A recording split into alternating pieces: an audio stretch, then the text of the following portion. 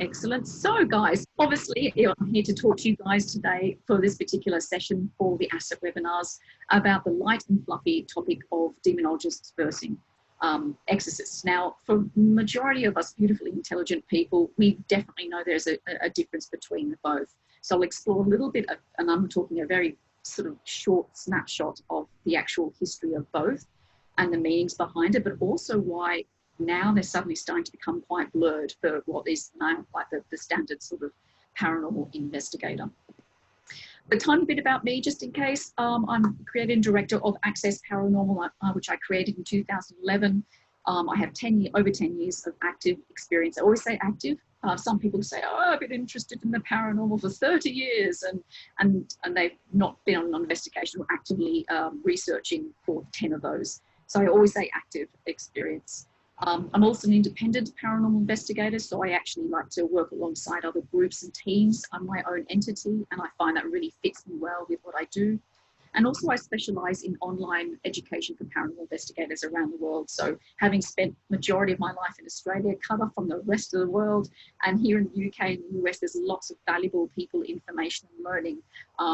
To me, I found it really important to be able to have the option to have online learning for people that are remotely based anywhere around the world. And it's one of my biggest passions.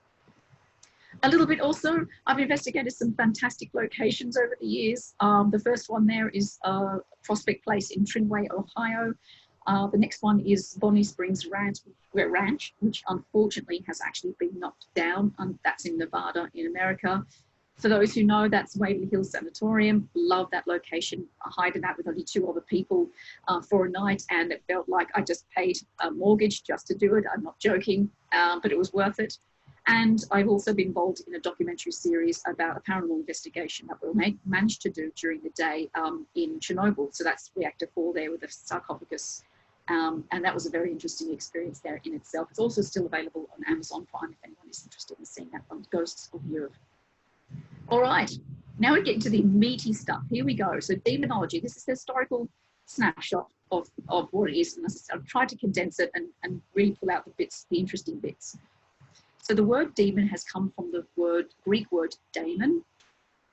The earliest reference appears to be after about 1170 BC, when magic was created by Klingsor in a place called Poseida. Now, I hope I have actually pronounced that properly. Now, Klingsor was a jackalad. He was a dude about the town, and he thought, you know, this is my magic. This is what's going on. And unfortunately, though, he kind of did that a little bit with the queen, obviously being married to the king, and the king not happy, no bueno. And he said, you know, Klingsor, mate, sorry, but I'm not happy with this situation with you doing this. I ban you from the land, I ban you from the area. And Klingsor was really upset because I can't help it if I'm this awesome, you know, what's going on?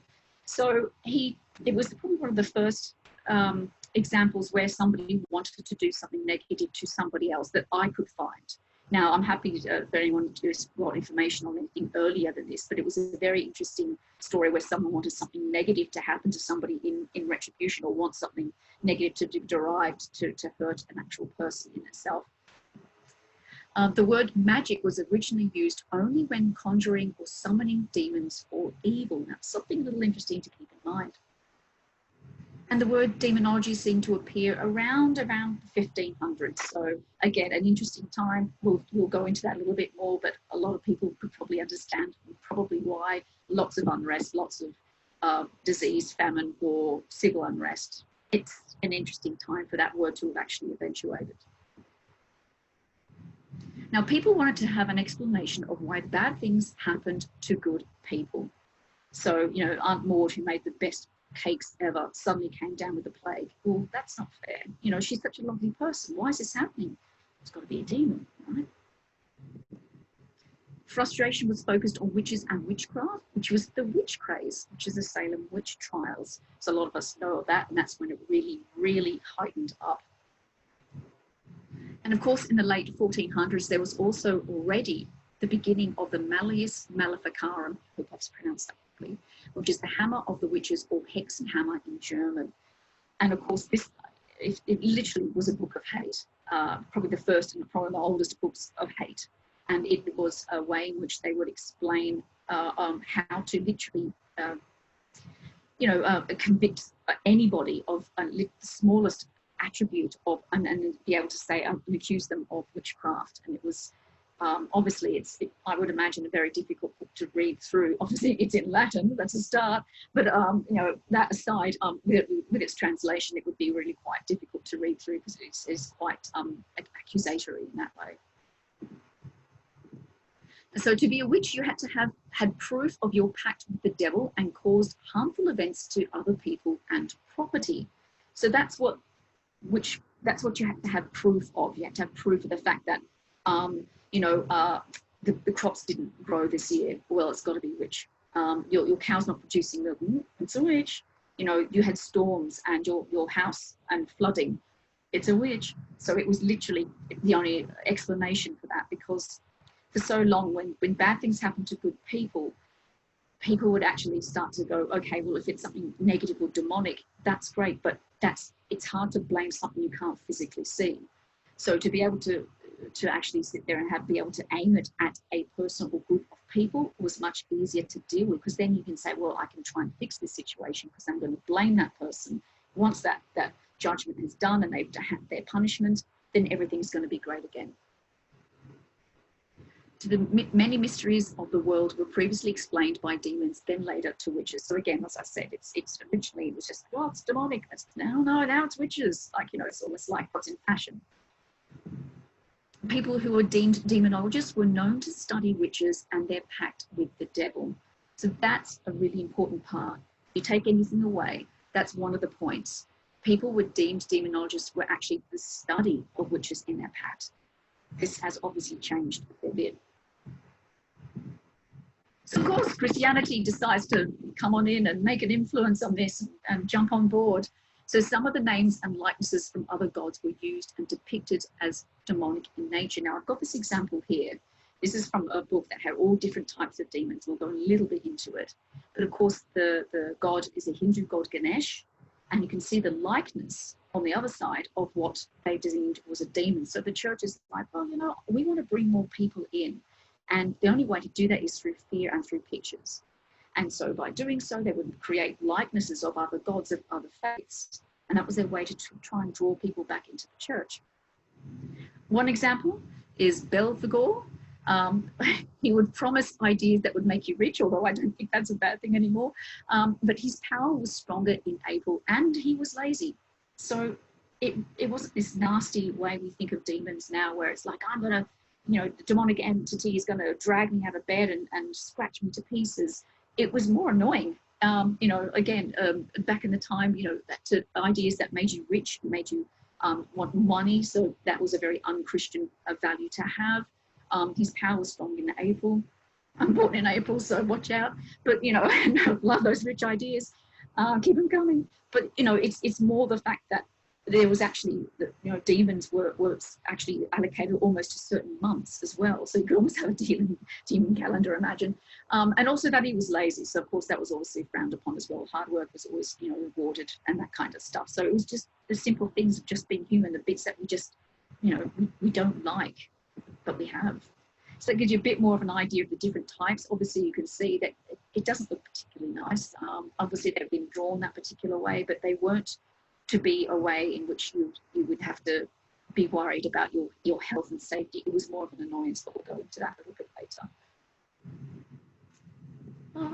So demons originally were mythical, malevolent beings that would try to hurt, irritate people, animals, and property. That's it. There's none of this Amityville horror house, dragging bed, scratching, axes, none of that. It was literally just an annoyance. It's the reason why bad things happen to good people. Sorry, I live in a busy street. Now, there are two meanings to the word. The first meaning of demonology is the systematic study of an actual belief system. Something to keep in mind. And an example of that is the succubus. So it originally was a part of the belief of the ancient Sumerian culture. And as most people know, obviously it's a female demonic or sort of a negative entity that would attack males in their sleep. And that's the interesting thing, is originally it was actually a Sumerian belief system, but of course that's been skewed over time as well. So fascinating stuff. The second meaning of the word demonology is the study of demons as myths. So it's like the sociological and the physiological side of it. Obviously, demonology is considered a lower mythology. So our upper mythology is your angels, God, your spirit guides. So it's considered a lower mythology in that way. And demonologists don't have to believe in demons at all. Oh, that's one of the light bulb moments I had many years ago when I started researching this. And it becomes quite key later on in this presentation as well. So if you wanted to study the demonological system of ancient Greece, then you would study Greek demonology. And of course, there's Roman, there's all different paths as well. We were chatting before offline with CJ, and he knows even more of the different faiths and ways and different paths. So demonology wasn't just something that Christianity kind of took and twisted a little bit from something far from medieval ages and below that, or earlier than that.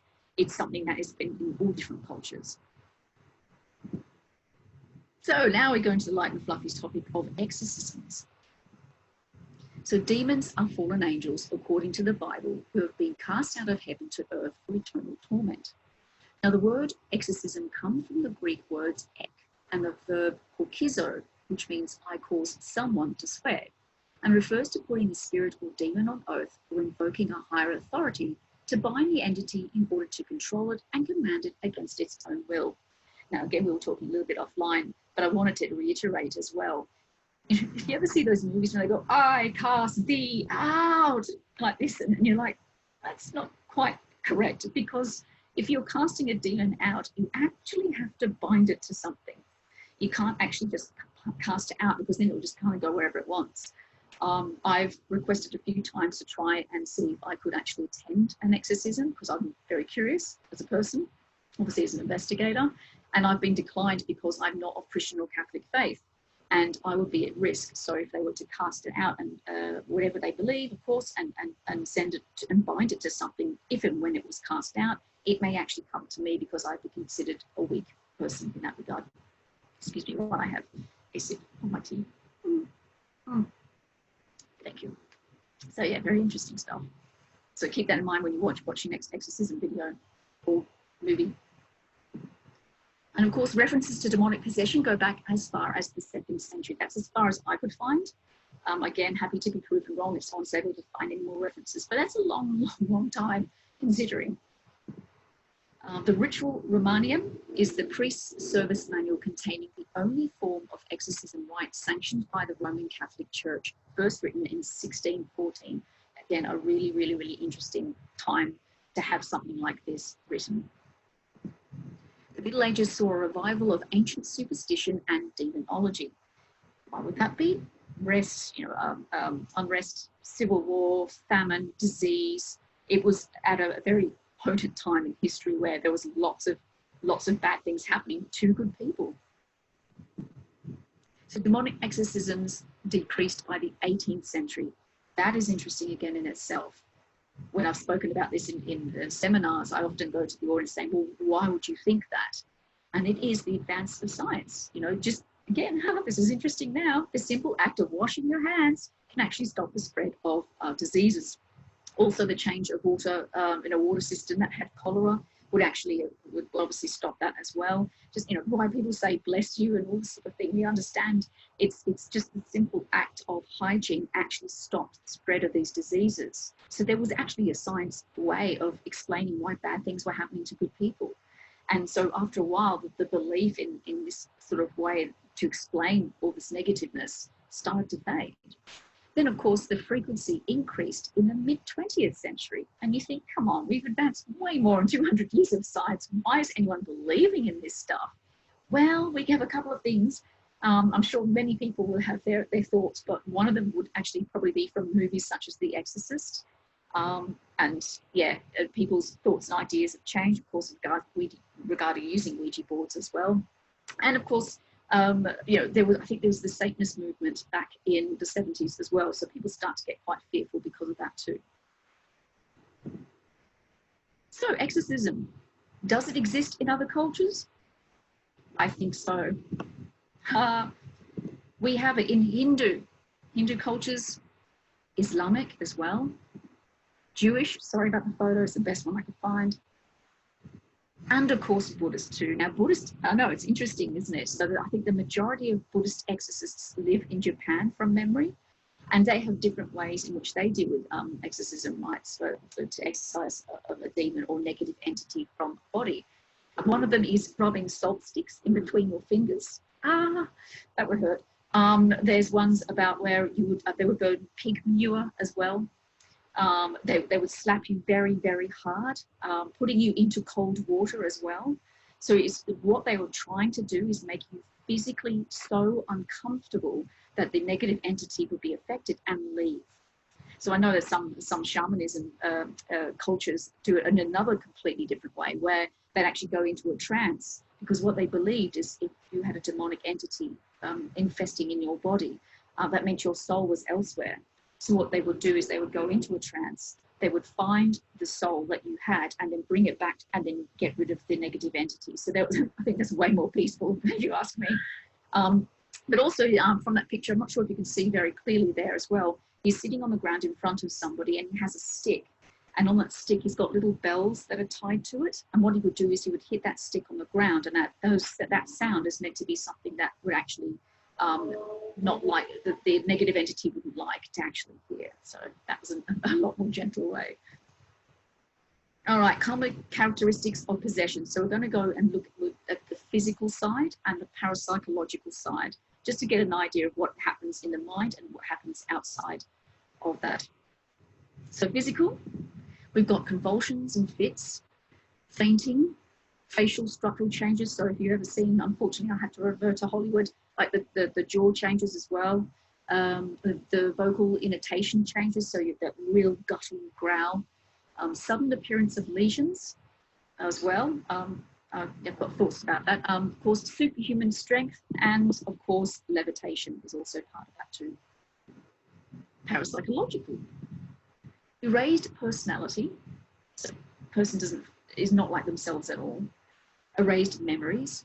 We've got xenoglossia, which I thought was actually a fancy cosmetic line, but it's not. It actually is the knowledge of a language that you actually haven't previously learned before. So say, for instance, myself, I feel like I've had an episode, and in that episode I'm speaking fluent Arabic, and there's no way I would actually have learned that language in its fluency at all. Controlled by the demon. We've got obsession as well, and complete and utter obsession. Unfortunately, there's suicide ideation associated with this as well. Blasphemous rage, and of course, aversion to holy relics. So what demonology and exorcism really is? When someone calls themselves a demonologist and yet they also perform exorcisms, it's entirely at odds with the actual meaning of the word. Demonologists can study curses and even the practices of exorcism in relation to a particular demon. They may even know how to perform them, but they don't necessarily have to believe in them. The word demonologist doesn't mean a person believes in demons and assists others in dealing with these beings as a reality. So there is rarely any formal sort of factual education on both of these subjects, which is difficult. But demonology is about the study and research of demons. It's a key part of this talk. All right, so we're going to look at some demonologists or claimed demonologists. I know CJ is going to be jumping out of his chair and with his fuzzy hair. All right, so Keith Johnson from New England Anomalies Research. Now this lovely gentleman says that everything negative is a demon. All right. His credentials for being a demonologist is his own faith in Jesus. All right. Claims to also conduct exorcisms. So with the information we've gone through now, looking at that, would he be considered a demonologist? No, he's not. Not at all. Not to the true meaning of it. All right, so I couldn't have this presentation without mentioning these two lovely people if you haven't been living under a rock. Ed and Lorraine Warren, obviously known for two very prominent cases, many others I would imagine, but these are the most well known, obviously Amityville case and also Enfield poltergeist. Very interesting, obviously SPR, as we know here in the UK, investigated it and realised that they had turned up a year after Enfield poltergeist. So I mean, there's lots of controversy. We all know a fair bit about that. But I couldn't not mention these two lovely people. I'm also going to play a video after this. Now, the volume may actually be a little bit low, so if you can, when I start to play it, turn up the volume as much as you can on your laptops, and I'll leave it at least a few seconds before I start talking again, because your ears may possibly blow up, and I don't want that in the slightest. All right.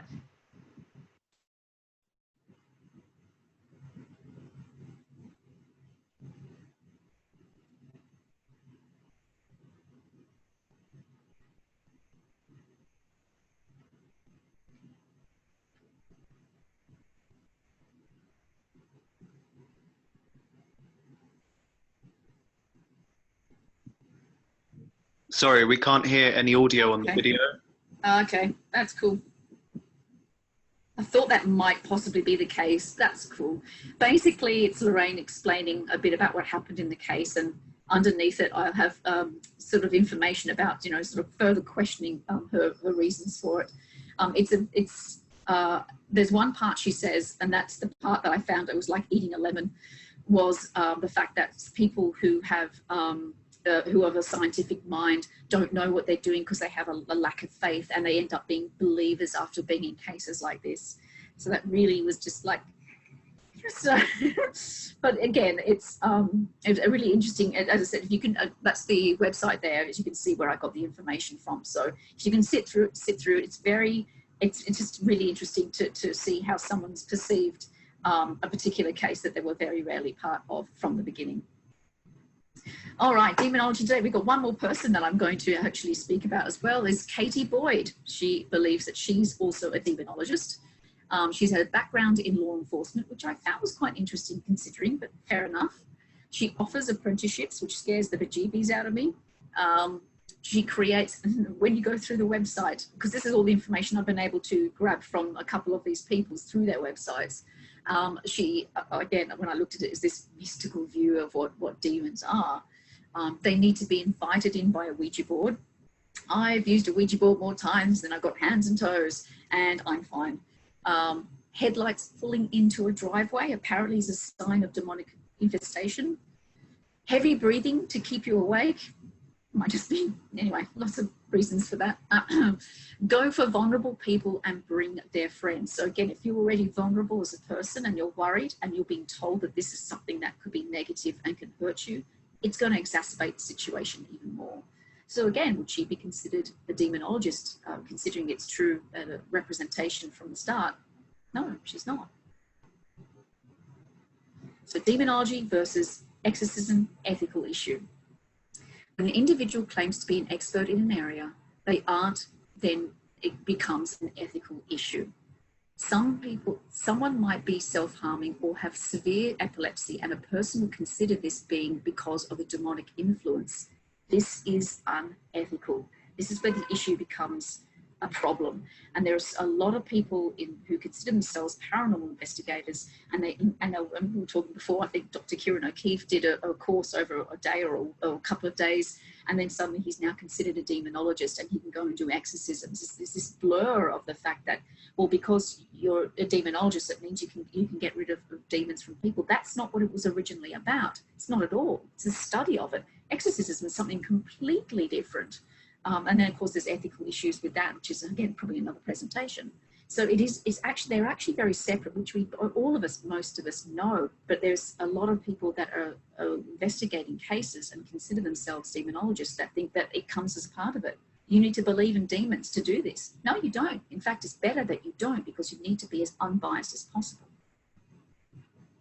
And that, lovely people, is my presentation. There are my details there if you would like to get in contact or find out some more information. I hope you enjoyed it. Hope you got you thinking as well. And thank you ever so much for sitting through it. Thank you very, very much, Beth. That was fascinating.